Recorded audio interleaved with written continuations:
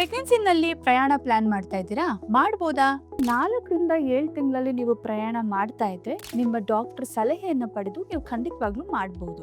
ಇನ್ನು ಪ್ರಯಾಣ ಯಾವ ರೀತಿಯಾಗಿ ಮಾಡ್ಬೇಕು, ಫ್ಲೈಟ್ ಒಳ್ಳೇದಾ, ಕಾರ್ ಒಳ್ಳೇದಾ, ಟ್ರೈನ್ ಒಳ್ಳೇದಾ ಅನ್ನೋದಾದ್ರೆ ಯಾವ್ದ್ರಲ್ಲಿ ನಿಮ್ಮ ಪ್ರಯಾಣದ ಅವಧಿ ಕಡಿಮೆ ಇರುತ್ತೋ ಅದು ಸೂಕ್ತವಾಗಿರುತ್ತೆ. ಫ್ಲೈಟ್ ಹಾಗೂ ಟ್ರೈನ್ ನಲ್ಲಿ ನೀವು ನಡುವೆ ಎದ್ದು ಓಡಾಡಬಹುದು. ಆದ್ರೆ ಕಾರ್ ನಲ್ಲಿ ನೀವು ಪ್ರತಿ 2 ಗಂಟೆಗಾದ್ರೂ ಬ್ರೇಕ್ ತಗೊಂಡು ಓಡಾಡ್ಕೊಂಡು ಬಂದು ಸ್ವಲ್ಪ ಸ್ಟ್ರೆಚಸ್ ಮಾಡಿ ತದನಂತರ ಪ್ರಯಾಣವನ್ನ ಮುಂದುವರಿಸಬೇಕು. ಪ್ರಯಾಣದ ಸಮಯದಲ್ಲಿ ನೀವು ಅಟ್ಲೀಸ್ಟ್ 2 ರಿಂದ 3 ಲೀಟರ್ ಆದ್ರೂ ನೀರು ಕುಡಿಬೇಕು. ಫ್ಲೈಟ್ ನಲ್ಲಿ ತುಂಬಾ ದೂರದವರೆಗೂ ಪ್ರಯಾಣ ಮಾಡೋದಾದ್ರೆ 6 ಗಂಟೆಗಳಿಗೂ ಮೇಲ್ಪಟ್ಟು ನೀವು ಟ್ರಾವೆಲ್ ಮಾಡೋದಾದ್ರೆ ರಕ್ತನಾಳಗಳಲ್ಲಿ ಹೆಪ್ಪುಕಟ್ಟೋ ಚಾನ್ಸಸ್ ಜಾಸ್ತಿ ಇರುತ್ತೆ ಅಂತ ಹೇಳಿ ನಾವು ಸ್ಟಾಕಿಂಗ್ಸ್ ನ ಅಡ್ವೈಸ್ ಮಾಡ್ತೀವಿ. ಇದನ್ನ ನೀವು ಸಾಕ್ಸ್ ರೀತಿಯಾಗಿ ಕಾಲುಗಳಿಗೆ ಹಾಕೋಬೇಕಾಗುತ್ತೆ. ಇನ್ನು ಕೆಲವರಿಗೆ ನಾವು ಬ್ಲಡ್ ಥಿನ್ನರ್ ಇಂಜೆಕ್ಷನ್ ಕೂಡ ಸಜೆಸ್ಟ್ ಮಾಡ್ತೀವಿ. ಹಾಗಾಗಿ ಪ್ರಯಾಣಕ್ಕೆ ಮುಂಚೆ ನಿಮ್ಮ ಡಾಕ್ಟರ್ ಸಲಹೆಯನ್ನ ಪಡೆಯೋದು ತುಂಬಾ ಮುಖ್ಯ ಆಗುತ್ತೆ. ಇನ್ನು ಯಾಕೆ ಟ್ರಾವೆಲ್ ಬಗ್ಗೆ ಇಷ್ಟು ಸ್ಟ್ರೆಸ್ ಮಾಡಿ ಹೇಳ್ತಾ ಇದೀವಿ ಅನ್ನೋದಾದ್ರೆ ಮೊದಲ 3 ತಿಂಗಳಲ್ಲಿ ಹಾಗೂ ಕೊನೆ 3 ತಿಂಗಳಲ್ಲಿ ಪ್ರಯಾಣ ಮಾಡೋದ್ರಿಂದಾನೇ ನಿಮ್ಗೆ ಗರ್ಭಪಾತ ಆಗುವಂತ ಚಾನ್ಸಸ್, ಸ್ವಲ್ಪ ಮಟ್ಟಿಗೆ ಬ್ಲೀಡಿಂಗ್ ಕಾಣಿಸುವಂತ ಚಾನ್ಸಸ್ ಆಗ್ಬೋದು.